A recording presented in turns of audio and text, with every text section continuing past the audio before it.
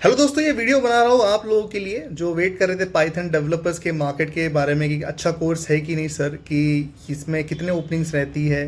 क्या अगर मैं अभी मेरे करियर को स्टार्ट करने का देख रहा हूँ आईटी इंडस्ट्री में और मुझे कोडिंग में इंटरेस्ट है, तो क्या मैं पाइथन का एक ऑप्शन ले सकता हूँ क्या मेरे साथ में।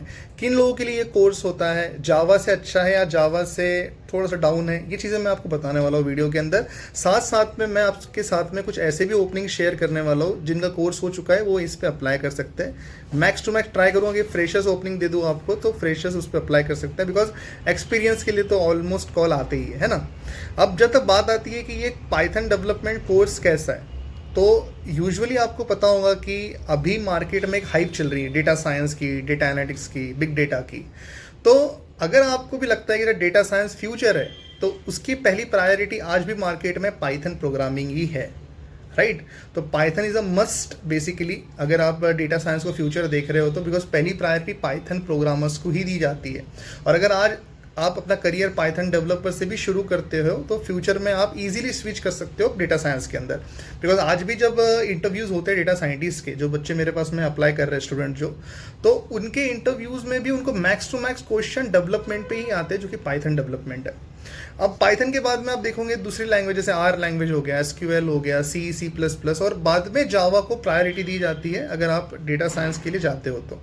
बट ऐसा नहीं है कि जावा के बेसिस पे डेटा साइंस में जा नहीं सकते या फिर डेटा साइंटिस्ट पे काम नहीं कर सकता।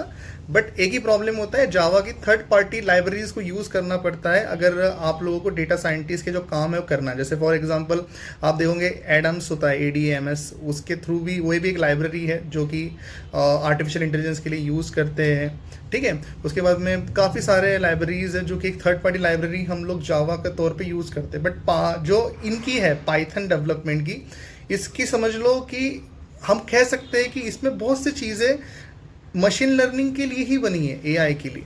तो data extraction, data mining, web scrapping के लिए भाई Python languages is top priority. और कुछ चीज़ें अच्छी होती है पाइथन में कि ये ईजी टू लर्न होता है, एक नॉन IT बैकग्राउंड भी इसे इजीली अंडरस्टैंड कर सकता है। बिकॉज अगर वो होता है ना कि एक इंग्लिश का सेंटेंस कैसे होता है, कि वैसे समझ लो आपको पाइथन डेवलपमेंट के जो सिंटैक्स होते हैं वो समझ में आ जाते हैं।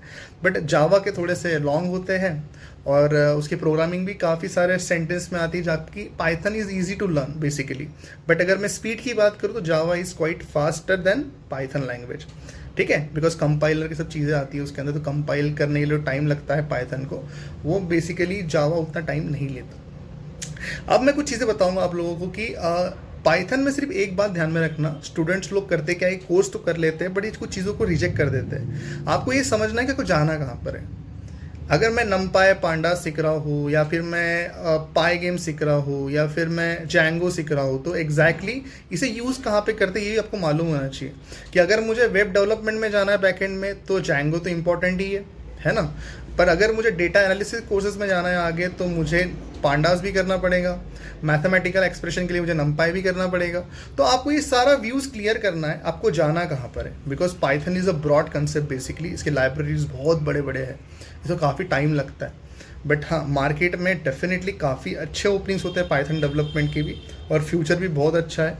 तो जो भी स्टूडेंट है अभी इंजीनियरिंग कॉलेज में है, आपका BCA शुरू है, MCA शुरू है, और आप चाहते हो कि मैं करियर को शुरू करूँ कोई भी प्रोग्रामिंग लैंग्वेज से, तो मैं रिकमेंड करूँगा you should go with the Python first, है ना। पाइथन लैंग्वेज से आप शुरू करो, जिसके बाद में आपको जॉब भी मिल जाती है तो डेवलपर करके। और बहुत से स्टूडेंट ऐसे बोलेंगे कि सर अभी इंटरव्यू कॉल्स नहीं आ रहे पाइथन के, तो देखो यार अभी सभी का ही मार्केट डाउन है, सिर्फ पाइथन का नहीं है ना। बट ऐसा नहीं कि ओपनिंग्स ही नहीं है, पाइथन के काफ़ी सारे ओपनिंग्स है।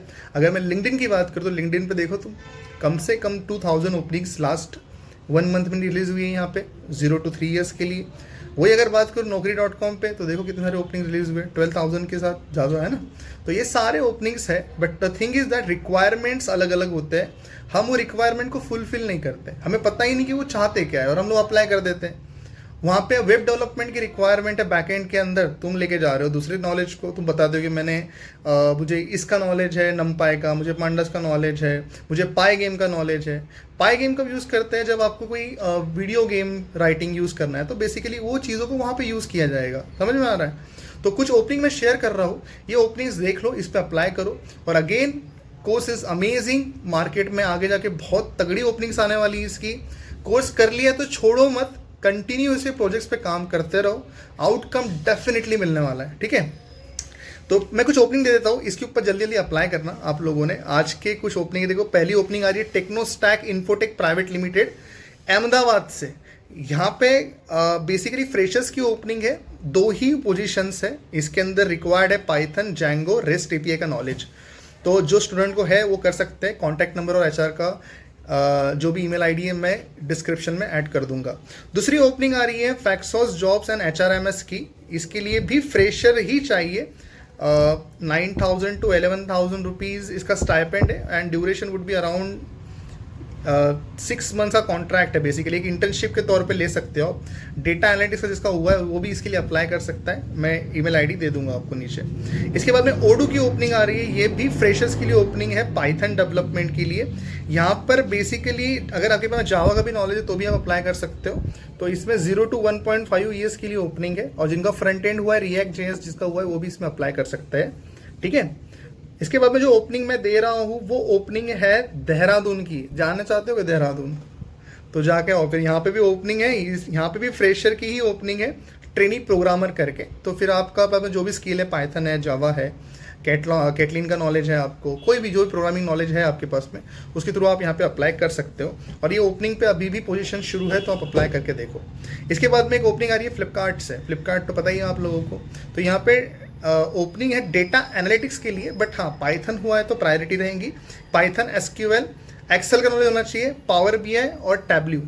वैसे पावर बीआई और टैब्ल्यू दोनों ही डेटा विजुअलाइजेशन टूल है। पावर बीआई भी अगर आता है तो भी आप उसके थ्रू अप्लाई कर सकते हो।